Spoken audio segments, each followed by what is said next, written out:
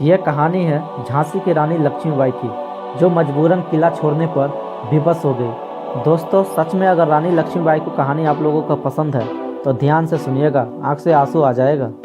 रानी ने किला छोड़ दिया। 27 फरवरी सन 1954 में ईस्ट इंडिया कंपनी का लक्ष्मीबाई को यह आदेश मिला था कि वह मासिक वृत्ति स्वीकार कर ले, उसे राज्य से कोई मतलब नहीं रहेगा। उसके कुछ दिन बाद ही 25 मार्च 1854 को कंपनी सरकार ने झांसी के खजाने से 6 लाख रुपया निकाल लिया। रानी कुछ नहीं कर पाई, वह देखती रह गई। पॉलिटिकल एजेंट ने उसे संतोष के लिए उसे आश्वासन दिया। उसने बताया कि कंपनी सरकार 6 लाख रुपये दामोदर राव को बालिंग होने पर ब्याज सहित लौटा देगी। इस तरह रुपया ईस्ट इंडिया कंपनी के सरकारी खजाने में जमा हो गया। प्रगट में रानी कुछ नहीं कर पाई, लेकिन भीतर ही भीतर उसके तन बदन में आग लग गई। उसने बहुत जब्त किया, समाई से काम लिया। उसे स्वयं अपने से डर लगने लगा कि कहीं उसके भीतर की लक्ष्मीबाई चंडनी का रूप धारण न कर ले। रानी अंग्रेजों की करतूत देख रही थी। उसने 5,000 रुपये हीरे जबरात की अपने लिए वृत्ति स्वीकार कर ली थी। फिर भी उसे आदेश था कि वह किला छोड़ दे और शहर के महल में रहे। ये कहा गया कि जब तक दामोदर राव बालिंग नहीं होता तब तक राज्य की बागडोर कंपनी सरकार के हाथ में रहेगी। तभी वह 6 लाख रुपये भी उसे मिश्रधन के रूप में मिल जाएगा।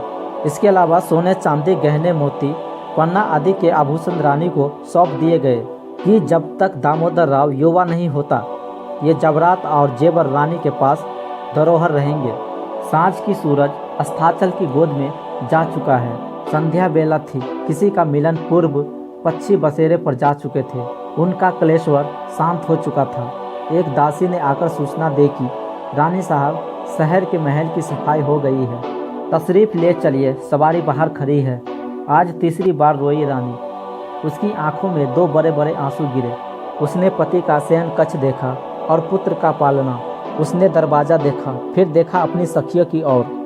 मुंदर से आंखें मिली तो बेभर आई और सुंदर से दृष्टि का साक्षात्कार होते ही आंसू पलकों तक आ गए। फिर काशी की ओर देख नहीं पाई रानी। आंसू चूप पड़े। रानी ने किला छोड़ दिया। वह नगर के महल में चली गई। दामोदर राव उसके साथ था। वह उसे अपनी जिंदगी का सहारा समझती। उसका सखी समाज उसके साथ आ गया था। किले में कोई नहीं रहा। उसके विश्वस्त सभासद भी उसके साथ थे। धीरे धीरे 1 साल बीत गया। रानी को ईस्ट इंडिया कंपनी से जो 5,000 रुपये की पेंशन वृद्धि थी वो प्रति मास मिल जाती। रानी भी राजकार्य में हस्तक्षेप नहीं करती। वह उस दिन की प्रतीक्षा कर रही थी जब दामोदर राव जवान होगा। कंपनी सरकार से पड़ते रानी के मन में विरोध की भावना घर कर गई थी। वह अंग्रेजों से न्याय चाहती, लेकिन वहाँ सुनवाई नहीं होती। किसी की बात पर ध्यान नहीं दिया जाता। देश की जनता बहुत दुखी थी। वह अत्याचार सहते सहते दुखिया हो गई थी। किसानों से कर बेरहमी से वसूल किया जाता। न देने पर उसके जानवर खोल लिए जाते। झगड़ा करने पर उसकी झोपड़ी जला दी जाती। यदि कोई हमला होता तो उसे गोली से उड़ा दिया जाता। इस तरह देश के क्रांति रंग में रंग रहा था। लोगों के मुंह बंद थे, लेकिन उसके भीतर आज़ादी की आग जल रही थी। 10 मई को प्रातःकाल मेरठ की छावनी में सैनिक ने कुछ गड़बड़ी की। यह सन 1859 था। गदर की नींव यहीं से पड़ी। इंग्लैंड से भारत में जो करतूत आते थे उन पर गाय और सूअर की चर्बी लगी होती। उनका प्रयोग करने से पहले उन्हें दांतों से काटना पड़ता था। भारतीय सैनिक इसके परहेज करते। 10 मई 1859 को मेरठ छावनी में सैनिक ने कारतूस चलाने से इनकार कर दिया। वे विरोधी हो गए। रानी को यह समाचार मिला। वो भी योजना बनाने लगी कि अब वो समय दूर नहीं जबकि वह अंग्रेजों से लोहा लेगी। रानी अपने सखी समाज में बैठी देर तक मंत्रा करती रही। उसके बाद ही उसे नित्य नया समाचार मिलने लगी। दिल्ली में भी क्रांति की लहर दौड़ गई। भारतीय सैनिक अंग्रेजों के दुश्मन हो रहे हैं।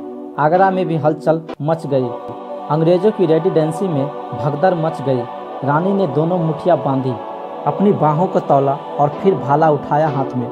वह देवी के सम्मुख नत हो गई और बोली, माँ दुर्गा, मैं चंडनी बनूंगी। मेरी इच्छा पूरी हो। माँ, मैं देश की आज़ादी के लिए लड़ूंगी। भगवती दुर्गा मुझे शक्ति दे। बस फिर क्या था, रानी का महल एक अच्छा खासा अखाड़ा बन गया। दिन भर वहाँ शस्त्र अस्त्रों का अभ्यास होता, सेना का मोर्चा बनाया जाता। उसकी बहु रचना कभी काशी करती, कभी सुंदर। मुंदर का हाथ कमाल का था, वह तलवार बहुत अच्छी चलाती। बालक दामोदर राव भी पीछे नहीं रहता, वो भी उस अभ्यास में भाग लेता। रानी को ये देखकर प्रसन्नता होती। वह कभी कभी अपने सहयोगी रामचंद्र राव से कह देती, देखो राव, दामोदर राव सूरवीर होगा, इसलिए इसकी शिक्षा का भार मैंने अपने ऊपर ले रखा है। झांसी के किले में अंग्रेजों सैनिक से भारतीय सैनिक की संख्या अधिक थी।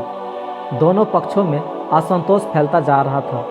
चिंगारी भीतर ही भीतर सुलग रही थी। वह एक दिन भड़कने वाली थी। रानी को भी इस सत्य का पता था। वह अवसर की प्रतीक्षा में थी कि तनिक भी विरोध भड़के और मैं तलवार लेकर अंग्रेजों के सामने मैदान में आ जाऊं।